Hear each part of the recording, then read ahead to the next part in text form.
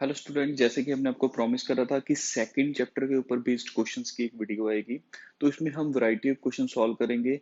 हम उसी लेवल तक के क्वेश्चन सॉल्व करेंगे जो हमको मिड टर्म, जो हमारा एग्जाम आने वाला है या हमारा बोर्ड का एग्जाम होता है, उसके लेवल तक के क्वेश्चंस करेंगे। जैसे कि हमने बोहर्स मॉडल की डेरिवेशन करी थी, वो हमारे बोर्ड के एग्जामिनेशन में नहीं है। हमको सिर्फ फॉर्मूले लर्न करने होते हैं, जो उसका एग्जैक्ट फॉर्मूला बन के आता है। तो अगर मैं आपने बोहर मॉडल वाली वीडियो नहीं देखी पहले, तो वो देख लो, क्योंकि उसके ऊपर बेस्ड क्वेश्चन होने जा रहे हैं। बट अगर आपको उसके सिर्फ रिजल्ट लर्न करने होते हैं, वो हमने आपको NEET JEE means higher level का करवाया हुआ है कि उससे आपको इजी हो जाए फॉर्मूले लर्न करने। डेरिवेशन एग्जाम में बिल्कुल नहीं आती, किसी भी बोर्ड में आप देख लीजिए डेरिवेशन नहीं आएगी आपको। ओके। सो हमने करना क्या है कि बोहर मॉडल की एनर्जी निकालने वाला, रेडियस निकालने वाला, वेलोसिटी निकालने वाले फॉर्मूले हमने सिंपल वे में यहाँ लिख दिए हैं। और एक काइनेटिक एनर्जी वाला फॉर्मूला करा था, हाफ एम बी स्क्वायर। तो इसके ऊपर बेस्ड क्वेश्चंस करेंगे, कुछ क्वांटम नंबर के ऊपर बेस्ड क्वेश्चंस करेंगे। मैं बता रहा हूँ जो जो आपको इस वीडियो में देखने को मिलेगा, और ये video question point of view से बहुत इंपॉर्टेंट है। एक इसका पार्ट सेकंड भी आएगा, उसमें जो बच गए क्वेश्चन होंगे वो कवर अप कर लेंगे। Okay. So without wasting time, first question आपको क्या करना है, यहाँ पर लिखना है। लिखिए जल्दी से। Calculate the energy of electron. Calculate the energy of electron, आपको एनर्जी निकालनी है इलेक्ट्रॉन की। In first orbit of in first orbit of H E positive ion. आपको इलेक्ट्रॉन की एनर्जी निकालनी है। Calculate the energy of electron in first orbit of H E positive ion. अब हमको पता है बोहर मॉडल सिर्फ एक इलेक्ट्रॉन के लिए था, ये उसकी लिमिटेशन थी। अभी हम लिमिटेशन का भी एक क्वेश्चन लिखा देंगे कि बोहर मॉडल सिर्फ एक इलेक्ट्रॉन के लिए था। It was valid for only one single electron. तो एच ई पॉजिटिव का मतलब क्या हो गया? हीलियम में कितने इलेक्ट्रॉन होते हैं? वैसे टू। बट पॉजिटिव मींस एक इलेक्ट्रॉन निकल गया। That means this formula is applicable here. So what we need to do, we need to do first, अब क्वेश्चन को सॉल्व कैसे करना है वो देखना है। सबसे पहले जो गिवन होता है वो लिखते हैं ऑलवेज। गिवन लिखना है। गिवन क्या दिया हमको? हीलियम का एटॉमिक नंबर हमको गिवन दिया हुआ क्या है? Atomic number two. Atomic number हमारे पास क्या हो गया? टू। और फर्स्ट ऑर्बिट बोला है, फर्स्ट ऑर्बिट का मतलब एन की वैल्यू क्या होगी? वन। जो गिवन है उसको लिखो ताकि आपका क्वेश्चन इजी हो जाए। अब एनर्जी वाला जो कॉन्सेप्ट है उसको लगाइए। Energy is equal to, what is the formula? -13.6 into Z square upon N square, electron volt per atom. एक एटम का इलेक्ट्रॉन वोल्ट पे उन्होंने निकाला है। अगर किसी किसी बुक में जूल के फॉर्म में दे रखा होता है, अगर जूल की फॉर्म में आपको करना है इसको, तो 1.6 इंटू 10⁻⁻⁹ से मल्टीप्लाई कर दीजिए। कोई इशू नहीं है। जूल की फॉर्म में आप कहोगे कि सर बुक में तो एनर्जी का फॉर्मूला कुछ और दे रखा है, 2.18 इंटू 10 पर समथिंग दे रखा है, तो भाई इसको 1.6 इंटू 10⁻⁹ से मल्टीप्लाई कर लो, वो आ जाएगा आपका आंसर, नो इशू। तो इसमें हमको करना क्या है? Put the value, this is the formula used. Always जैसे मैं सिखा रहा हूं वैसे ही करिए। सबसे पहले आपको गिवन लिखना होता है। गिवन के बाद आपको क्या करना है? फॉर्मूला लिखना है, जो फॉर्मूला होता है। आफ्टर दैट आपको क्या लिखना है? इसमें लिखिए put the values. Put the values in formula. ऐसे एग्जाम में ऐसे बना के लिख के आइए, प्रॉपर स्टेप बाय स्टेप। कोई भी बोर्ड हो, स्टेपिंग के मार्क्स है आपके। तो इसमें वैल्यू पुट करिए। जेड की वैल्यू पुट कर दीजिए। E is equal to -13.6 into Z square, means हमारे पास हो गया 4। एन स्क्वायर हमारे पास क्या हो गया? 1। जेड स्क्वायर 4, एन स्क्वायर -1, और मेरे पास आंसर आ रहा है -54.4 इलेक्ट्रॉन वोल्ट पर एटम। ये लीजिए सर। बोहर मॉडल डिफिकल्ट नहीं है, बस उसके ये कंक्लूजन आपको पता होने चाहिए, दैट्स इट। एक पोस्टुलेट्स लर्न कर लो। एग्जाम में पोस्टुलेट्स आ सकती है, but are the postulates of Bohr model, कि बोहर मॉडल ने क्या क्या एज्यूम थ्योरी क्या क्या दी थी हमको, और उसके मैथमेटिकल रिलेशन आपको सीधे सीधे ये करने हैं बस। सो डेरिवेशन कभी भी नहीं आएगी। चाहे आपको एनर्जी की डेरिवेशन समझने में दिक्कत हो रही है, या फिर आपको वेलोसिटी की दिक्कत हो रही है, बट वो आपको एग्जाम में नहीं आएगी। कॉन्सेप्चुअल लर्निंग के लिए मैंने आपको वो करवा दी है। Okay. So moving to next question. Question से ज्यादा करने हैं वीडियो में हमने, और हम क्या करेंगे, वैरायटी ऑफ क्वेश्चन चूज कर लेंगे। और अगर कोई रह गया तो इसका पार्ट 2 भी बना लेंगे, आपके एग्जाम आने से पहले पहले आपके पास पहुंच जाएगी इसकी वीडियो। ओके। तो चलिए अब लिखिए question number 2। Why energy of electron is negative? Second question. देखो इंपॉर्टेंट क्वेश्चन है सारे के सारे। हो सकता है मिड टर्म में जो आपका पेपर है वो इसमें से क्वेश्चंस कुछ देखने को मिल जाए, बट ये कंपलसरी नहीं होता। Please make sure this thing in your mind. Okay. Why energy of electron is negative. Question हमने लिख लिया है क्वेश्चन नंबर 2 कि इलेक्ट्रॉन की एनर्जी नेगेटिव क्यों होती है। एक चीज याद रखो, अब मैं आपको समझाता हूं। पहले ये है हमारे पास ऑर्बिट, ओके। ये हमारे पास सपोज लास्ट ऑर्बिट है, ये लीजिए sir, this is the last orbit. अभी इलेक्ट्रॉन यहां पर पड़ा है, ये रहा इलेक्ट्रॉन, ये है इन्फिनिटी पर। इसके ऊपर कोई चार्ज तो नहीं लग रहा, इसके ऊपर कोई अट्रैक्शन की फोर्स तो नहीं रख रही। अब पोटेंशियल एनर्जी क्या होती है, ध्यान से समझ लो चीजें पहले।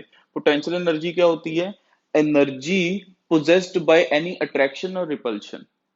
अगर किसी चीज के ऊपर कोई आकर्षण की फोर्स मींस अट्रैक्शन की फोर्स लग रही है, अगर मेरे को कोई खींच रहा है अपनी तरफ, अट्रैक्ट कर रहा है, तो मेरे मतलब मेरी कौन सी एनर्जी यूज हो रही है, पोटेंशियल एनर्जी। अगर मैं मूव कर रहा हूं, if I am moving from one place to another place, that means the energy associated with motion. Motion की वजह से हमारे पास जो एनर्जी होती है वो कौन सी होती है, काइनेटिक एनर्जी। एंड अट्रैक्शन और रिपल्शन की वजह से हमारे पास जो एनर्जी होती है उसको क्या बोलते हैं, पोटेंशियल एनर्जी। ऑफ कोर्स दोनों का सम होता है टोटल एनर्जी, ओके। या मैकेनिकल एनर्जी बोल सकते हैं। अभी इन्फिनिटी पर इलेक्ट्रॉन है, इसके ऊपर कोई पोटेंशियल एनर्जी नहीं है, कोई भी पोटेंशियल एनर्जी नहीं है इसके ऊपर। बट जैसे ही मैं इसको कहां लेके आऊं, इसके लास्ट ऑर्बिट में एंटर करवा दूं, लास्ट ऑर्बिट में मैंने इसको क्या करवा दिया, एंटर करवा दिया। क्लियर है। अब जैसे एंटर कराया तो न्यूक्लियस खींचेगा इसको, there will be some amount of attraction forces, तो कुछ अट्रैक्शन। अच्छा, इनर ऑर्बिट इलेक्ट्रॉन भी तो होंगे, वो रिपल्शन फोर्सेस लगाएंगे। means there exist attraction forces and there exist repulsion forces। तो पहले एनर्जी क्या थी इलेक्ट्रॉन की, zero. First there was energy of electron क्या थी हमारे पास, जीरो। तो न्यूक्लियस ने कुछ खींचा, जब न्यूक्लियस ने एनर्जी इससे क्या लिया, अट्रैक्शन की फोर्स ली, तो उसमें क्या हुआ, इसकी एनर्जी क्या होगी हमारे पास, नेगेटिव हो गई। इसकी एनर्जी क्या होगी हमारे पास, नेगेटिव हो गई। Is it okay. तो ये जीरो था, ये हमारे पास क्या हो गया, नेगेटिव हो गया एनर्जी। तो इस तरह से आपको सर थ्योरी लिखवा दीजिए। चलिए लिख लीजिए थ्योरी जल्दी से। Electron at infinite, electron at infinite, you can draw the diagram also, diagram भी साथ में बना दो छोटा सा करके, ज्यादा बड़ा नहीं, साइड में छोटा सा करके, लेफ्ट साइड पे theory. Electron at infinite does not have any force of attraction, electron at infinite does not have any force of attraction, therefore we can say, therefore we can say its potential energy is zero, therefore we can say its potential energy is zero. But when it comes closest to the nucleus, but when it comes closest to nucleus and entered in the last orbit, but when it comes closest to nucleus and entered into last orbit, it gets attracted by nucleus and loses some energy. It get it get attracted by nucleus and loses some energy। एक तो पहले से उसके पास energy नहीं थी, energy पहले से ही नहीं थी, बट अट्रैक्शन तो हम किसी भी चीज पर लगा सकते हैं ना, तो उसको हमने फोर्स करा अट्रैक्ट होने के लिए, ओके। तो इसलिए thus the energy of the electron becomes negative, thus the energy of the electron become negative. Theory question आपको ये आता है मोस्टली, बहुत सारे हमारे जो टीचर्स होते हैं, टीचर्स ब्रदर जो हैं, वो क्या करते हैं, इन क्वेश्चंस को एग्जाम में डालते ही डालते होते हैं, इसलिए आप इसको जरूर कर लीजिए। Next question, calculate radius of hydrogen atom, calculate radius for hydrogen atom for second, चलो थर्ड ऑर्बिट कर लो, पिछला भी सेकंड के लिए कर रहा था, फॉर थर्ड ऑर्बिट। कैसे करना है, वीडियो को पॉज करो, खुद से ट्राई करो, फॉर्मूला सामने लिखा है, सबसे पहले गिवन, सबसे पहला काम क्या है, given. Z is equal to for hydrogen 1, अब देखो सीधा हाइड्रोजन आ गया तो Z1 हो गया। Sir N is equal to, we are talking about third orbit, फिर फॉर्मूला लिखो Rn is equal to 0.529 armstrong यहां पर है और फॉर्मूला है n square by Z, N square by Z. N की वैल्यू आपको पता है, जेड की वैल्यू आपको पता है, you need to write the answer only. Okay, अगर आपको इसको किस में लिखना है, मीटर्स में लिखना है, तो कैसे लिखेंगे हम, 0.529 इंटू 10⁻⁻10 मीटर होता है। I think so last class में 10⁻⁻12 गलती से लिखा हो गया, तो आप इसको करेक्ट कर लीजिए। गलत पढ़ना वाकई में गलत है, बट अगर गलत गलती से पढ़ लिया उसको ठीक कर लो तो सब कुछ ठीक हो जाता है। ऐसा नहीं है कि हम टीचर है तो हमसे कभी कभी क्या होता है, 10⁻⁻10 आना था वहां पर तो 12 लिखा हो गया, आप उसको करेक्ट जरूर कर लीजिए और बुक से वेरीफाई जरूर करा लीजिए। हर एक चीज को बुक से वेरीफाई करिए। आपको खुद की तसल्ली होनी चाहिए कि हम क्वेश्चंस कर रहे हैं तो हमको सारा क्लियर हो रहा है, हमारे आंसर मैच कर रहे हैं, यूनिट्स मैच कर रहे हैं, सब कुछ देखा करिए। ओके, और मैं फिर कह रहा हूँ, फॉर्मूलेज अगर आपको ये नहीं आते हैं तो लर्न कर लो, लर्न नहीं हो रहा है तो वीडियो की हेल्प लो जो बोहर मॉडल की बनी हुई है। अगर नहीं देखी तो वो एक बार देख लो, फास्ट फॉरवर्ड करके देख लो क्वेश्चन करने से पहले। तो ये मीटर में हो गए हैं। What about N square by Z, N is 3 square divide by 1। अब सॉल्व कर दीजिए, मेरे पास जो आंसर है 4.761, 4.761 इंटू 10⁻⁻10 मीटर, ये लीजिए सर। 3 3 जा 9 हो जाएगा, उसको मल्टीप्लाई करिए, हमारे पास क्या आ गया, रेडियस इसका आ गया जो हमारे पास क्वेश्चंस दिया हुआ था। ओके, तो नेक्स्ट क्वेश्चन लिखते हैं जल्दी जल्दी से, वीडियो ज्यादा लंबी भी ना हो, क्वेश्चंस भी ज्यादा हो। Next, calculate calculate the ratio of the radius of. अब देखो रेशियो बेस्ड क्वेश्चन आ गया, डिफरेंट डिफरेंट तरह के क्वेश्चंस उठाऊंगा इसमें। कैलकुलेट द, अभी इजी इजी थे, थोड़े ट्रिकी आ जाएंगे आगे जाके। Calculate the ratio of the radius of second orbit of hydrogen atom, second orbit of hydrogen atom to that of third orbit, second orbit of hydrogen atom to that of third orbit।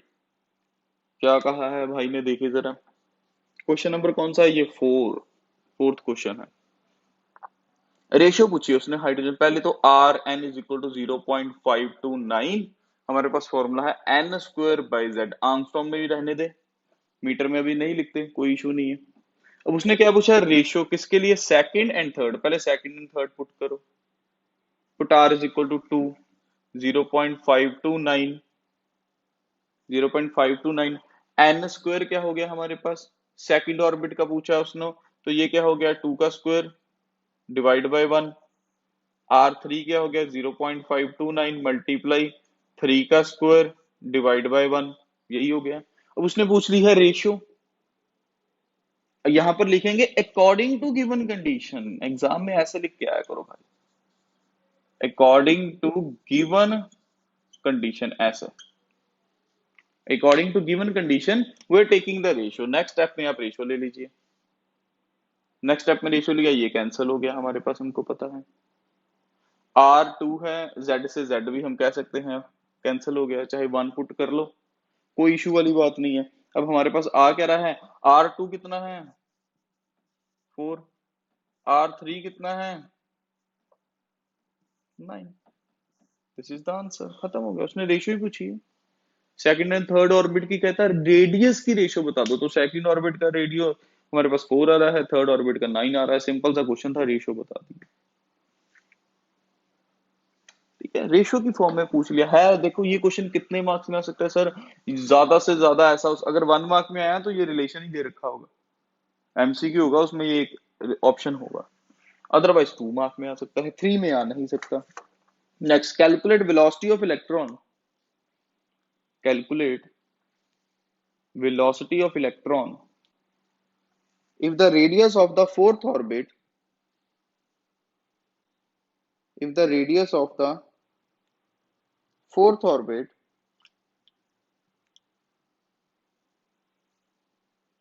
in hydrogen atom is, in hydrogen atom is 0.85 nanometer। I am repeating the question, calculate velocity of electron, calculate velocity of electron if the radius of the fourth orbit, if the radius of the fourth orbit means n की value 4 दे रखी है, for hydrogen atom, hydrogen atom means Z की value बांध दे रखी है, N की value हमारे पास कितनी है 4, Z की वैल्यू क्या है 1। फॉर हाइड्रोजन एटम इज 0.85, मतलब R दे रखा है इन्होंने 0.85 नैनोमीटर, बट अपने को वेलोसिटी निकालनी है, रेडियस से कोई मतलब नहीं है, वेलोसिटी के फॉर्मूले में रेडियस का कोई काम ही नहीं है, हमको Z और N चाहिए। तो देख लेते हैं भाई क्या है। तो गिवन फॉर्मूला क्या हो जाएगा, Vn is equal to 2.2 into 10⁻⁶ Z/N, और वेलोसिटी है ये मीटर पर सेकंड में होगी, वहां भी यूनिट नोट कर लीजिए, मीटर पर सेकंड है। क्लियर है। फोर्थ की बात कर रही है, n इज इक्वल टू 4 है, तो V4 क्या हो जाएगा 2.2 into 10⁻⁶, Z is 1 and N is 4। 4 से इस पूरे नंबर को डिवाइड कर दो, आपका आंसर आ गया। 4 से पूरे नंबर को डिवाइड कर दो, 5.45 इंटू 10⁵, 5.45 इंटू 10⁵ मीटर पर सेकेंड, ये लीजिए सर, ऐसा कुछ पिक्चर बन गई। अब देखो रेडियस दे रखा था पर जरूरत नहीं थी, तो हम यूज ही नहीं करेंगे, we will not use it।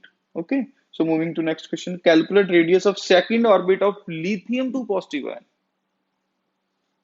calculate radius of second orbit, second orbit, second orbit का मतलब क्या हो गया, इनकी वैल्यू 2 होगी। For lithium 2 positive sir atomic number 3 हो गया। यही चीजें बस एग्जाम में कंफ्यूज करती है, इसीलिए मैं थोड़ा टाइम ले रहा हूं उनको करवाने के लिए। Lithium 2 positive means is having 1 electron, lithium का एटॉमिक नंबर 3 है, तो इलेक्ट्रॉन 3 होने चाहिए थे, but it is given lithium 2 positive means 2 electrons will be lost, तो सिंगल इलेक्ट्रॉन के लिए हो गया, तो फॉर्मूला वैलिड है। अगर एग्जाम में आ गया कैलकुलेट फॉर लिथियम एलिमेंट या लिथियम एटम, तो भाई ये फॉर्मूला नहीं लगेगा, this formula will not applicable, because in lithium atom the lithium element there are 3 electrons, but Bohr model is valid for only single electron. Okay, so इसको हम solve कर लेते हैं। लिथियम 2 पॉजिटिव के लिए है, फॉर्मूला लगाइए जल्दी से, खुद ही कर लो, खुद ही कर लो इसको सॉल्व, ठीक है, ये नहीं करवाते, हमें टाइम ज्यादा लग जाएगा। एन की वैल्यू 2 है, जेड की वैल्यू 3 है, पुट करके आप इसको सॉल्व कर लीजिए। मेरे पास जो आंसर है दैट इज 0.7053, 0.7053 आर्मस्ट्रॉन, अगर मीटर में लिखना है 0.7053 इंटू 10⁻⁻10 मीटर, ये लीजिए सर। क्लियर हो रही चीज। Next, compare the wavelength of, compare the wavelength of oxygen and sulfur dioxide, oxygen and sulfur dioxide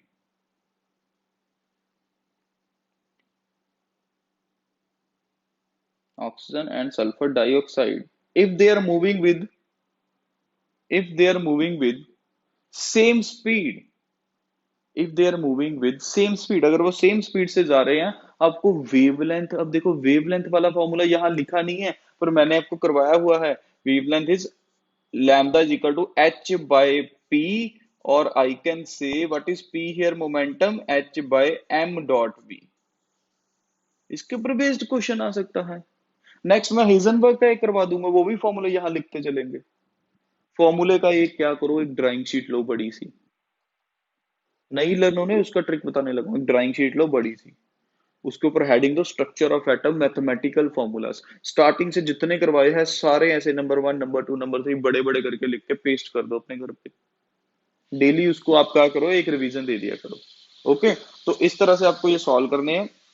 formula क्या है हमारे पास ऑक्सीजन के लिए, lambda O2 will be h by MO2, और साथ में क्या आ जाएगा VO2, यही पढ़ा था हमने, formula lambda is equal to h by mv, wavelength compare करनी है। और दूसरा कौन सा है सल्फर डाइऑक्साइड के लिए, ये बन जाएगा h by mass of sulphur dioxide, velocity of sulphur dioxide. अब देखो कंडीशन क्या है, वेलोसिटी क्या है सेम, वेलोसिटी बॉस क्या है दोनों की सेम, तो सेम है तो पहले रेशियो ले लो जरा, सेम है तो cancel, Planck constant will cancel with the Planck constant. देखने में क्वेश्चन लग रहा है कि हाँ भी कैसे होगा, बहुत इजी है, velocity cancel, Planck constant cancel, ये मास देखो डिनोमिनेटर में था, जब इसकी रेशियो लेंगे तो ये न्यूमिनेटर में चला जाएगा। So what does that mean? Lambda O2 divided by lambda SO2 will be mass of SO2 divided by mass of O2. Sulphur dioxide का मास कितना है 64. Lambda of O2 divided by lambda of SO2. Sulfur dioxide is 64 molecular mass divided by oxygen is 32. That means lambda O2 divided by lambda SO2 will be equal to 2:1. 2:1 है. That means lambda O2 will be equal to twice of lambda SO2. ये लीजिए sir. This is the relation. ये निकल गया relation. Wavelength को compare कर दिया. मतलब ऑक्सीजन की वेवलेंथ अगर 1 है तो सल्फर डाइऑक्साइड की वेवलेंथ 2 से उससे डबल होगी, उससे 2 से मल्टीप्लाई होगी. कुछ भी नहीं है, फॉर्मूला यही यूज होना है. देखो एक हमने क्या कर दिया, थ्योरी बेस्ड क्वेश्चंस बना दिया, रिलेशन नया फॉर्मूला निकाल दिया. Are you getting my point? ऐसे क्वेश्चंस आप सॉल्व करिए, पहले थोड़े इजी करिए, उसके बाद थोड़े थोड़े थोड़े थोड़े लेवल बढ़ाते चलिए. एकदम से डिफिकल्ट मत करा करो, थोड़ा टाइम दो खुद को. अभी नए नए 11th में आए हैं, थोड़ा सा क्वेश्चन न्यूमेरिकल्स वाले चैप्टर, फर्स्ट चैप्टर भी न्यूमेरिकल का था, सेकंड चैप्टर भी न्यूमेरिकल का है, तभी तो मैंने पहले थर्ड करवा दिया बीच में. ओके, अभी हमने रिडॉक्स रिएक्शन स्टार्ट करा हुआ है, तो उसका भी हमको बैलेंसिंग वगैरह करनी है, रिएक्शंस के ऊपर बेस्ड है, तो सब हो जाएगा. सिर्फ आपको क्या करना है, जैसे जैसे स्टेप बाय स्टेप मैं आपको बता रहा हूँ वैसे वैसे आप सॉल्व करिए. अभी ये वीडियो मिल रही है आपको न्यूमेरिकल्स वाली, सेकंड चैप्टर के ऊपर बेस्ड क्वेश्चन. इसका अगर पार्ट 2 बनाना पड़ा तो वो भी मैं बना दूंगा, आपके एग्जाम आने से पहले पहले आपके पास होगा. ओके, तो वो क्वेश्चन इसके ऊपर बेस्ड ऐसे ऐसे कर लीजिए, कोई प्रॉब्लम नहीं आएगी. ये क्वेश्चंस भी कर लीजिएगा तब भी इनफ है. ओके, टेंशन नहीं लेना, कोई मतलब कि ऐसा नहीं फील करना कि आपसे हो नहीं रहा है या बहुत दिक्कत आ रही है. Okay, so right, next question. Next question लिखिए आप. Calculate the wavelength of electron. Calculate the wavelength of electron if its kinetic energy is 5 kilojoule. Calculate the wavelength of electron, wavelength पूछी है, if its kinetic energy is 5 kilojoule. ये visible है, frame में है ये जो मैंने लिखा है, आउट ऑफ फ्रेम तो नहीं जा रहा है? नहीं, ठीक है, एकदम पॉइंट पर है. चलिए अब देखो, पूछा वेवलेंथ है, मींस फॉर्मूले कौन से यूज हो गए, lambda is equal to h by m v. And what about kinetic energy? Kinetic energy is equal to half mv square. अब ऐसा कुछ होगा, बिल्कुल सर ऐसा ही होना है. अब ध्यान इधर रखना है, दोनों फॉर्मूले हैं, kinetic energy गिवन है हमको, लैम्डा हमको निकालना है, वेवलेंथ निकालना है. तो करना क्या है, सबसे पहले kinetic energy वाले को यूज करना है हमने. By using kinetic energy is equal to half mv square. 2 को इधर मल्टीप्लाई कर दो, 2 into kinetic energy will be equal to mv square. ऐसा है कुछ, बिल्कुल सर. अब देखो इधर v की वैल्यू निकालनी है मेरे को, 2 into kinetic energy is equal to, हाँ जी, v की वैल्यू निकालनी है तो क्या रह जाएगा, v इधर आ जाएगा m और सबका हो जाएगा स्क्वायर रूट. समझ लग रहा है, m इधर आ गया डिवाइड, स्क्वायर इधर जाके क्या बन गया, अंडर रूट. स्क्वायर इधर जाके क्या बन गया, अंडर रूट. अब कनेटिक एनर्जी की वैल्यू भी हमको पता है, बट इस v की वैल्यू को इसमें पुट कर दो, क्योंकि लैम्डा निकालना है बॉस. काइनेटिक एनर्जी की वैल्यू भी हमको पता है कितनी है, 5 किलो जूल. अब भी पुट करेंगे बाहर जाके, तो इसको क्या करो, इसको नंबर 2 दे दो, इसको नंबर 1 दे दो. इस इक्वेशन को put 2 in 1, put the value of second equation in 1, तो क्या बनेगा, lambda will be is equal to h divide by m dot. अब v क्या है हमारे पास, व्हाट इज v हियर, यहां पर लिखने लगा हूं v, 2 into kinetic energy divide by m. देखो तो बात सही लग रही है, या मैं ऐसे कह सकता हूँ ये m फिर यहां चला गया, अगर इसको लिखना हो तो ये ऊपर चला जाएगा न्यूमिनेटर में, न्यूमिनेटर में चला जाएगा. तो मैं इसको ऐसे लिख सकता हूँ, देखना जरा इधर, everybody please see on the board. ऐसे था, रूट m था ना, ये रूट m था, तो ऊपर जाके भी हमारे पास क्या होगा, रूट m ही होगा. नीचे चला गया तो उसका न्यूमिनेटर में चला जाएगा. मैथ्स इतना तो आपको आता होगा, ठीक है. रेसिप्रोकल का अगर रेसिप्रोकल नीचे आ जाता, अगर यहाँ 1/2 होता तो 2 ऊपर चला जाता. ऐसे ही रूट m था तो रूट m ही ऊपर जाएगा.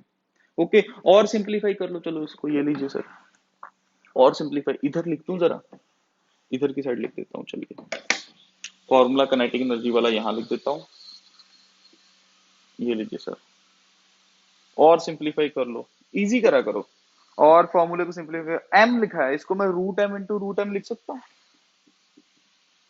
H into root m divide by root m into root m into two into kinetic energy. अब सर ये क्या चीज है, एम को हमने रूट एम कैसे लिख लिया, अब सॉल्व करके देखिए जरा, अगर मैं टू है मेरे पास कहीं, तो I can write it root two into root two, if I am having 100, तो I can write it root 100 into root 100, बात सेम ही है हमारे पास।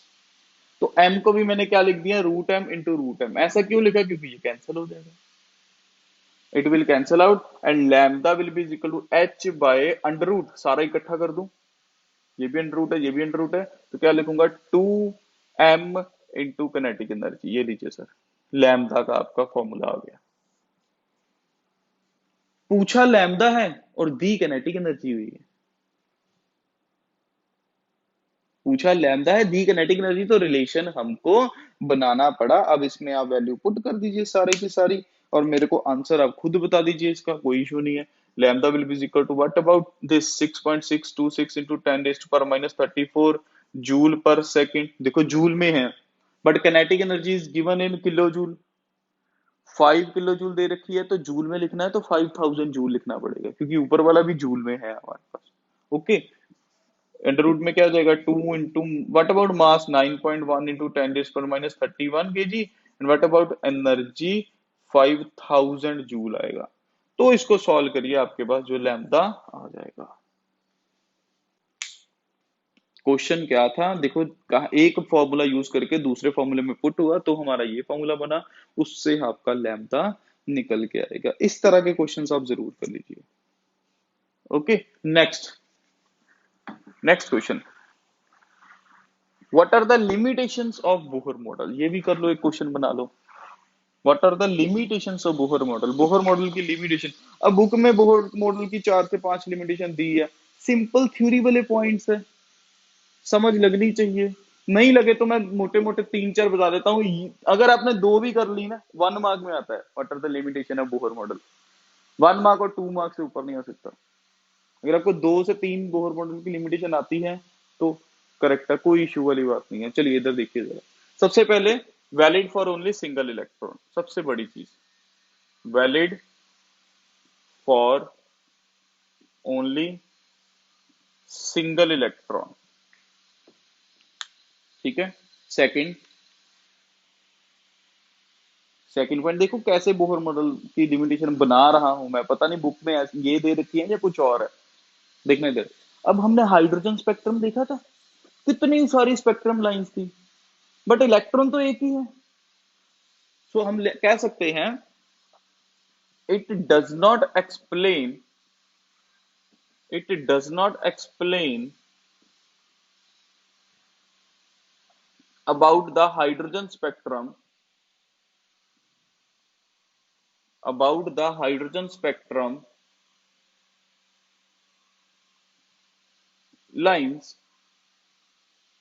it does not explain about the hydrogen spectrum lines, because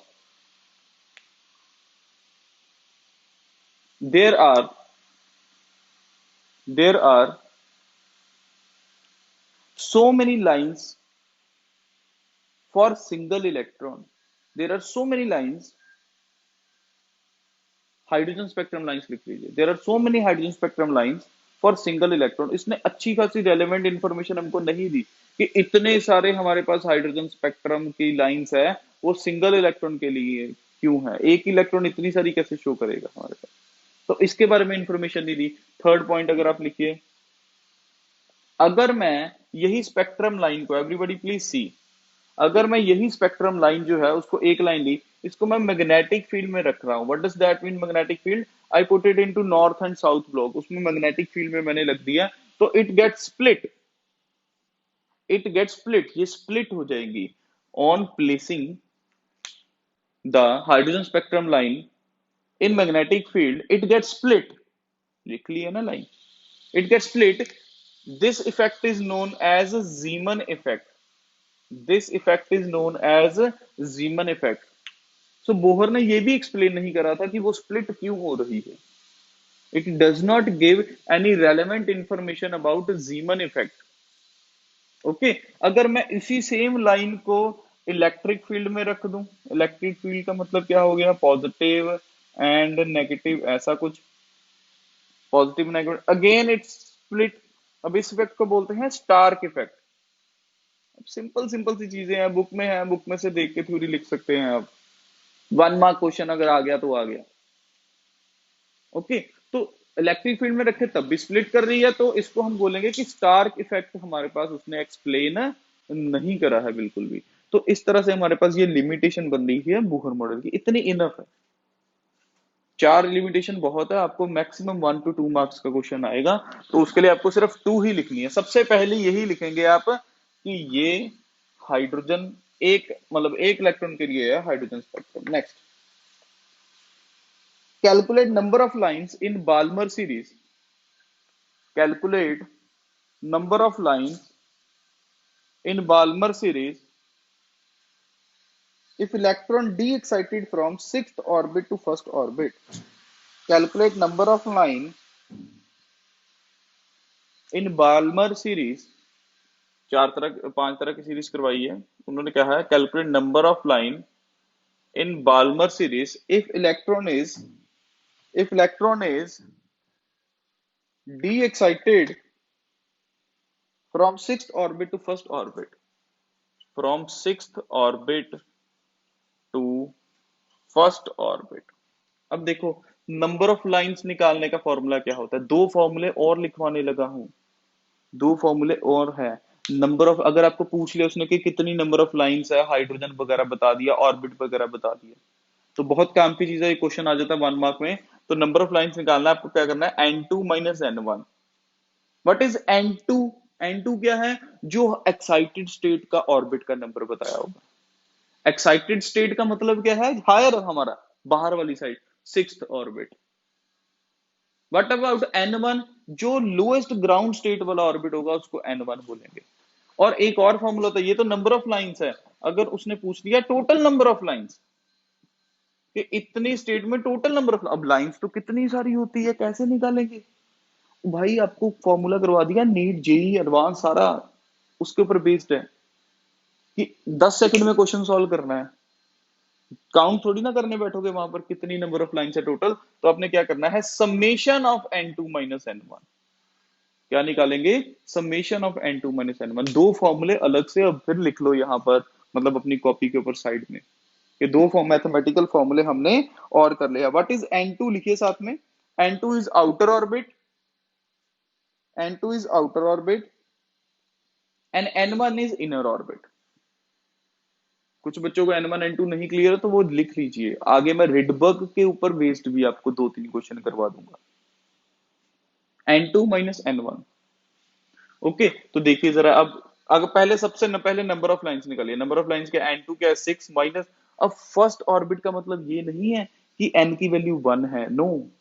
first orbit Balmer series का, Balmer series के लिए n की value ground state क्या थी, 2। वो हाइड्रोजन स्पेक्ट्रम करवाया है आपको, अगर लाइमन सीरीज होता तो 1 वैल्यू होनी थी, अगर पेस्टन सीरीज होता तो n की वैल्यू 3 होनी थी। तो 6 माइनस 2 है हमारे पास, यानी कि हमारे पास कितनी है, 4 लाइंस है हमारे पास। सबसे पहले तो ये क्लियर हो गया। टोटल नंबर ऑफ लाइंस बताओ, what about total number of lines. तो टोटल नंबर ऑफ समेशन का मतलब क्या होता है, 6 n2 माइनस n1। 6 माइनस हमारे पास कहां से जाएगा, 5, 6 माइनस 5, 6 माइनस 4 प्लस चलेगा 6 माइनस 3 प्लस 6 माइनस 2। ये देखिए,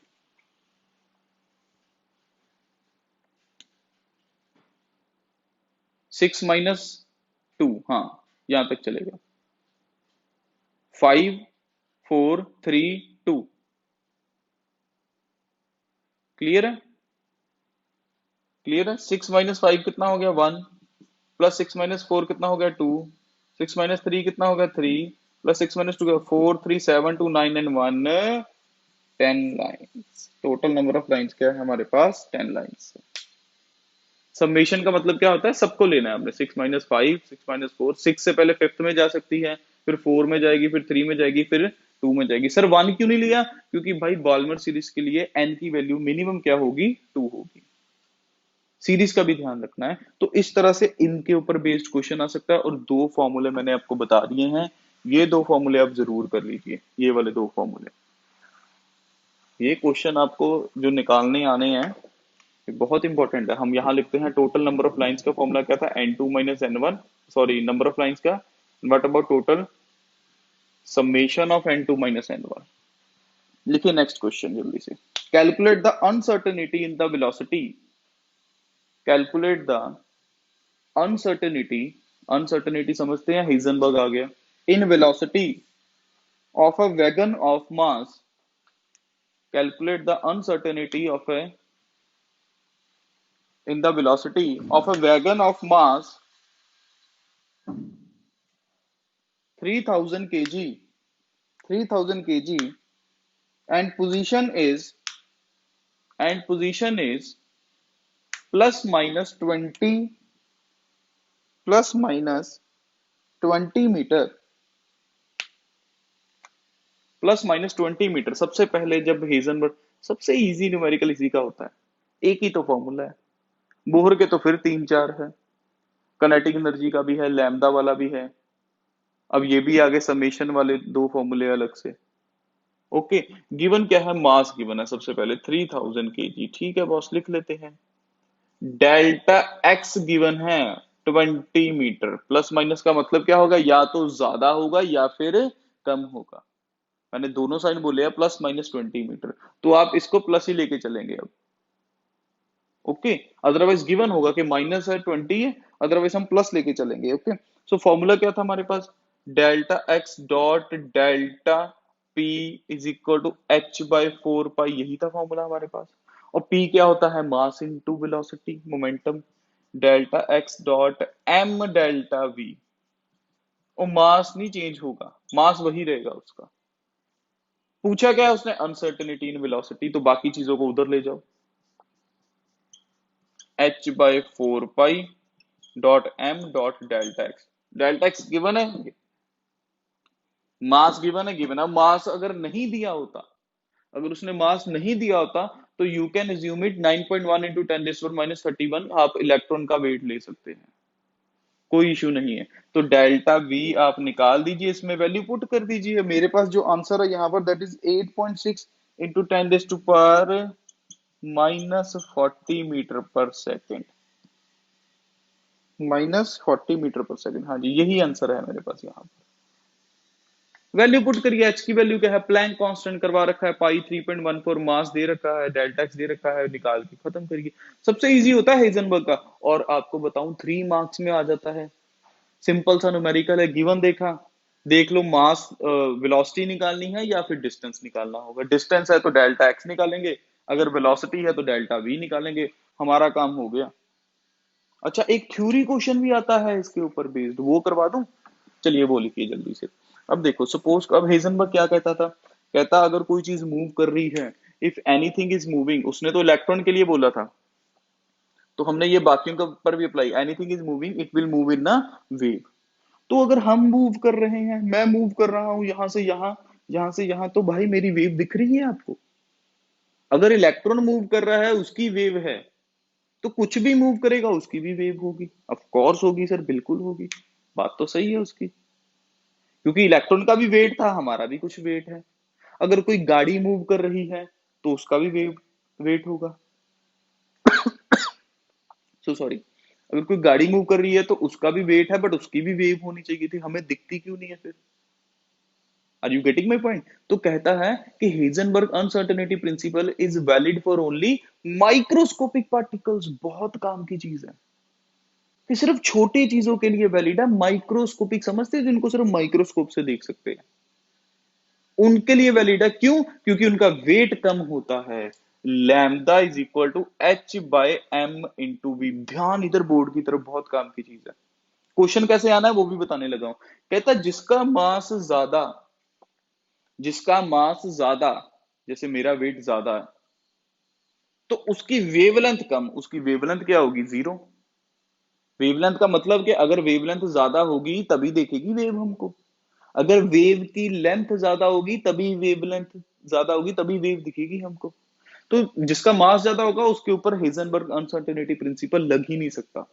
तो हम कह सकते हैं it is the limitation of Heisenberg uncertainty principal that it is valid only for microscopic particles.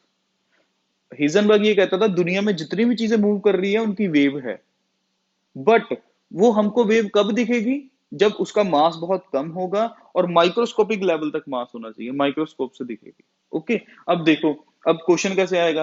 कहता why ball moving with hockey stick, ball जो होती है हॉकी वाली, why ball moving with hockey stick does not show a wave, वो wave नहीं हमको show करती, move तो वो भी कर रही है, छोटी सी बॉल है। क्यों, क्योंकि उसका वेट बहुत ज्यादा होता है। तो हम उसमें ये रिलेशन लिखेंगे, because of its very high weight, very high mass, therefore the lambda will be negligible। Question लिखिए आप जल्दी से, चलिए। why ball hit with the hockey stick, why ball hit with a hockey stick does not make a wave, does not make a wave, लिखेंगे answer. because mass of ball is very large, because mass of ball is very large and therefore wavelength will be negligible, and therefore wavelength will be negligible। Mathematically ये लिख दीजिए,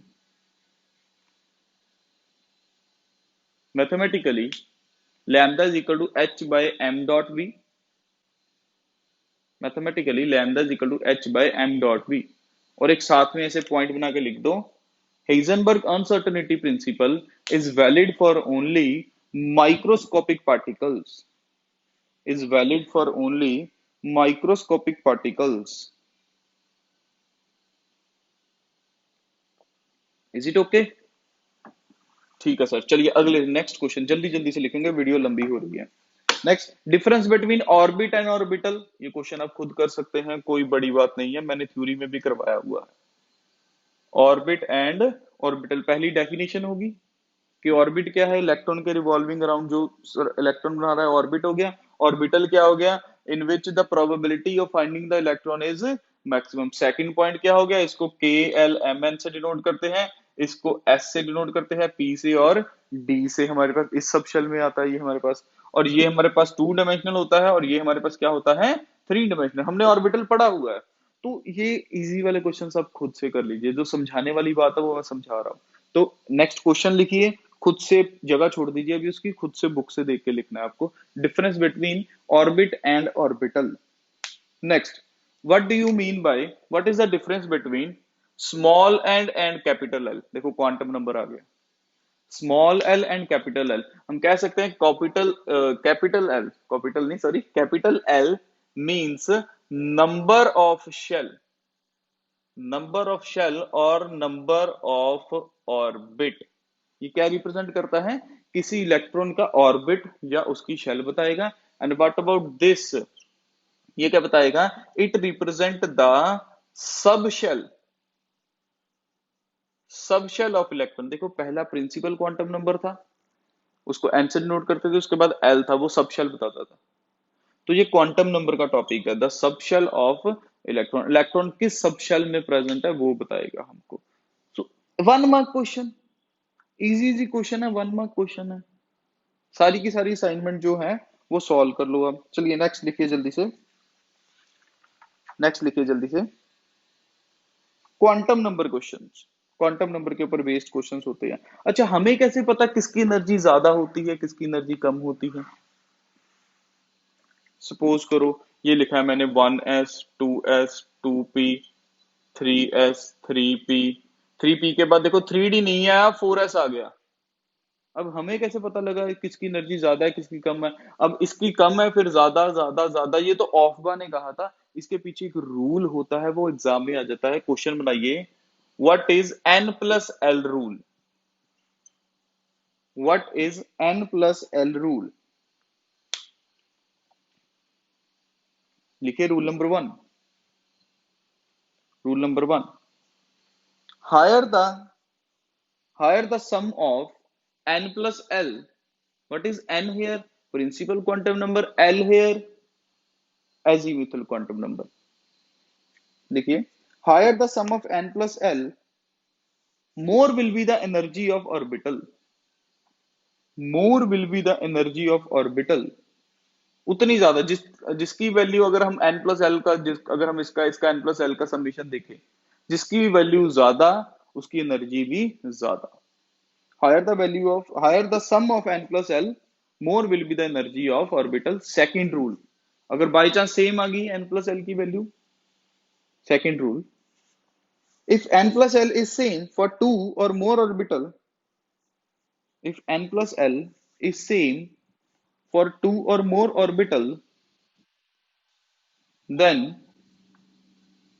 higher the value of n, फिर n की value देखेंगे सिर्फ, higher the value of n, more will be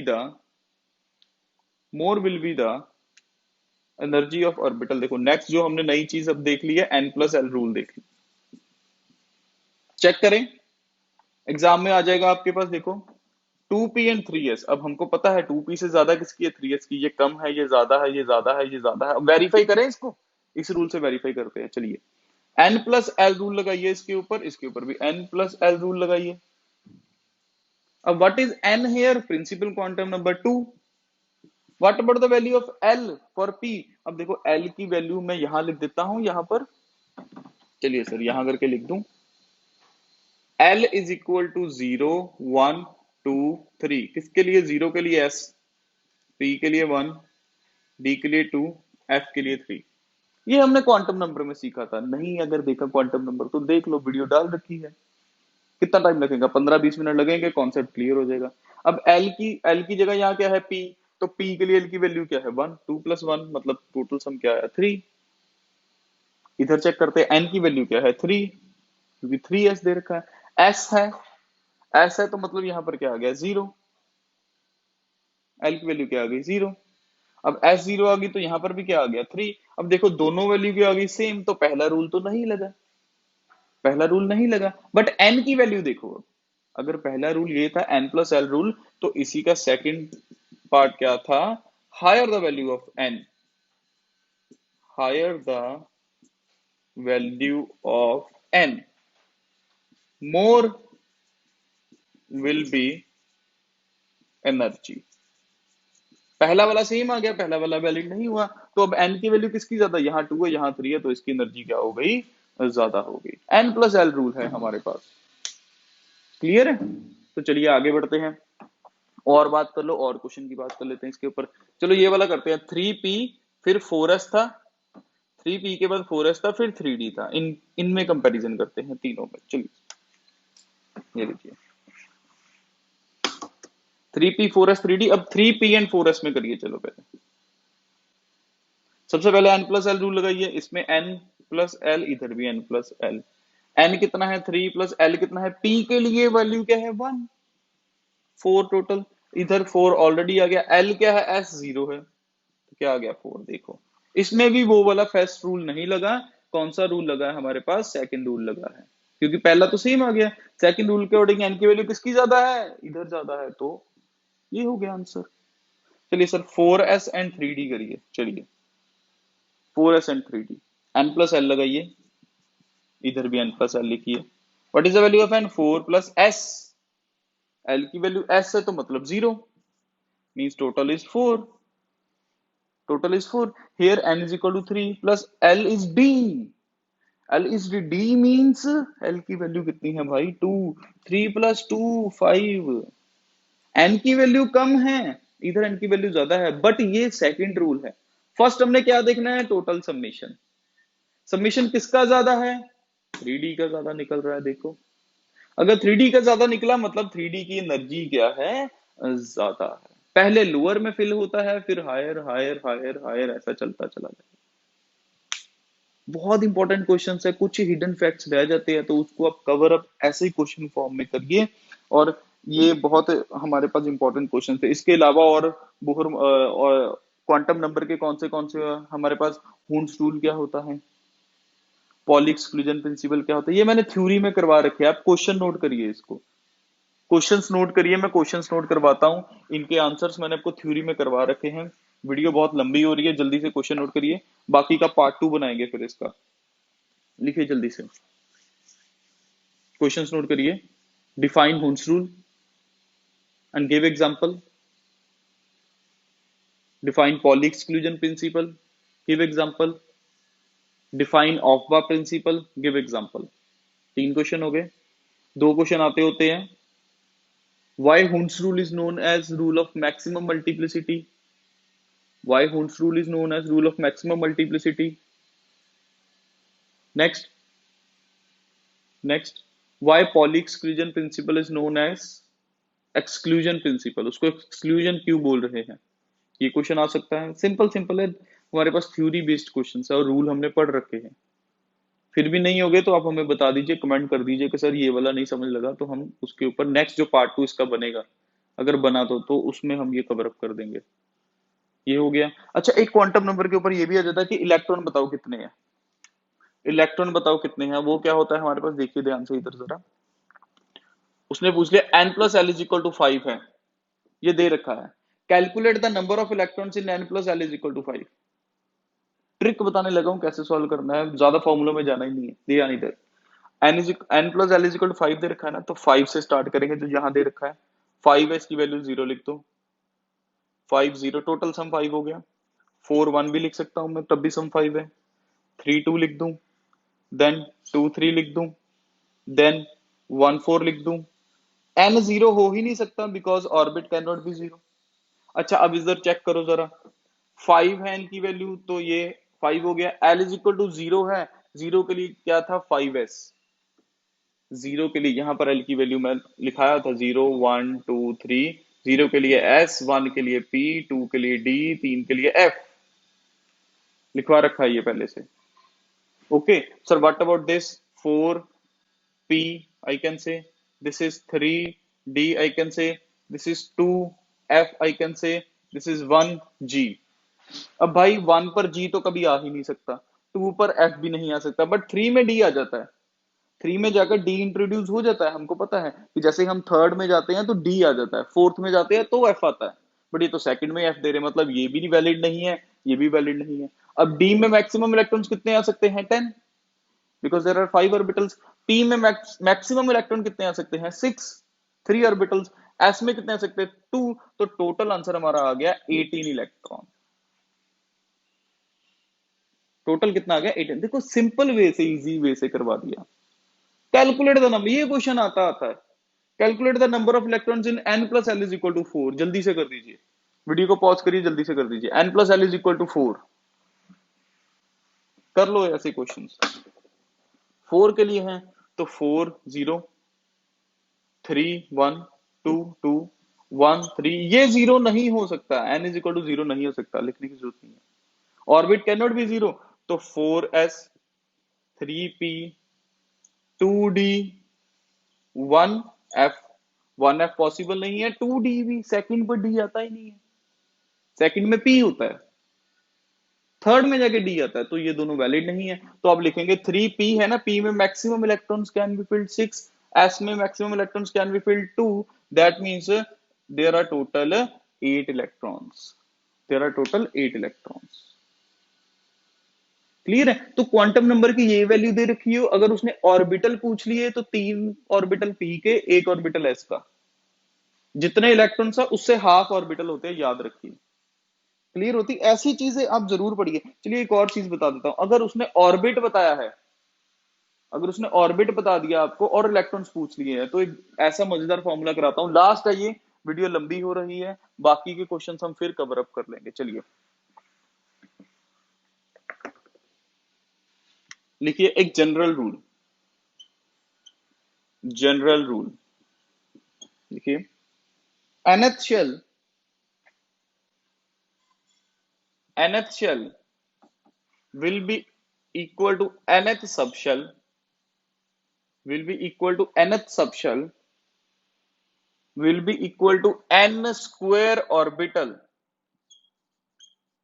n square orbital, marker भी light हो गया, and it will be equal to 2n square electrons. एक तो मैंने n प्लस एल वाला आपको करवा दिया, अगर कई बार ऐसे होता है कि ऑर्बिट बता देता है और इलेक्ट्रॉन्स पूछता है, ऑर्बिट बता देता है, जैसे हम आपको एग्जांपल देते हैं, calculate the number of electrons in n is equal to 5, fifth orbit में कितने इलेक्ट्रॉन्स आते हैं, हमें कैसे पता लगेगा? बोहर मॉडल भी पढ़ लिया तब भी नहीं ये क्वेश्चन करा, एग्जाम में आ गया तो वो दिक्कत हो जाएगा, है सिलेबस का पार्ट। तो इसको कैसे सॉल्व करना है, n इज इक्वल टू 5 है, तो अगर उसने फिफ्थ शेल के लिए उसने क्या पूछा है, हम सब निकाल देते हैं, अगर उसने सब शेल पूछा होगा तो वो भी फिफ्थ ही होंगे, ये रूल याद रखेंगे। अगर उसने ऑर्बिटल पूछ लिया, एन स्क्वायर का मतलब क्या होगा, 5 का स्क्वायर मींस 25 ऑर्बिटल्स होंगे भाई इसमें। N is equal to 7, seventh orbit में कितने ऑर्बिटल्स होते हैं, उसका स्क्वायर कर दो। व्हाट अबाउट इलेक्ट्रॉन्स, इलेक्ट्रॉन्स कितने हो जाए, 2 into n square, 2 into n square means 2 into 25, that means 50 electrons, काम खत्म। बहुत आज मैंने आपको इसमें इस क्वेश्चंस वाले क्लास में बहुत सारी ऐसी चीजें बताई हैं जो कि बहुत जरूरी भी थी, और आपको क्वेश्चंस करने भी आ जाएंगे। अगर फिर भी कोई क्वेश्चंस आपको डाउट रह जाता है या कोई क्वेश्चन रह जाते हैं तो वो हम पार्ट 2 में जरूर कवर अप कर लेंगे, थोड़ा सा धीरे से काम चलिए, मतलब धीरे धीरे चलिए, ऐसा नहीं है कि जल्दबाजी में सारा कुछ एक ही बार में हो जाए, इतनी वीडियो सफिशिएंट है, आप इसको देखिए, क्वेश्चन की प्रैक्टिस करिए। इलेक्ट्रॉन अगर ऑर्बिट दे रखा है तो इलेक्ट्रॉन कैसे निकालने हैं, फॉर्मूला नया बताया है, समेशन वाली चीजें नहीं बताई है, n2 माइनस एन वन और summation n2 minus n one, orbit orbital कर लीजिए, n प्लस एल रूल हुआ है, n plus l is equal to 5, n plus l is equal to 4, देखो ये सारे different different types of questions है। Heisenberg कर लिया हमने बीच में, लैम्डा वाला कर लिया हमने h बाई एम वी, और काइनेटिक एनर्जी पर कर लिया, वेलोसिटी रेडियस एनर्जी सारा कवर अप कर दिया। क्वेश्चन क्वेश्चन क्वेश्चन क्वेश्चन की प्रैक्टिस करिए, डेरिवेशन नहीं करनी है, देखनी जरूर है लर्न करने के लिए, अगर अच्छी खासी नॉलेज चाहिए तो फिर जरूर करिए डेरिवेशन। ओके, तो अब आप हम इसका पार्ट 2 देखते हैं, बनाएंगे, और अगर क्वेश्चंस जो रह गए होंगे उसमें कवर अप कर देंगे। इसको जल्दी से देख लो और इसके नोट्स बना के मेरे को इमेजेस जरूर सेंड कर देना चेकिंग के लिए, नंबर आपको दे रखा है उसके ऊपर व्हाट्सएप आपको करना है। जैसे वीडियो मिलती है ज्यादा से ज्यादा 4 से 5 घंटे में आप इसको करके मेरे को इमेजेस सेंड जरूर कर दीजिए, जो नहीं कर रहा है इमेजेस सेंड वो फिर उसकी एब्सेंट मार्क हो जाएगी, हमको पता लग जाएगा कि आपने नहीं देखी है वीडियो। ठीक है, थैंक यू।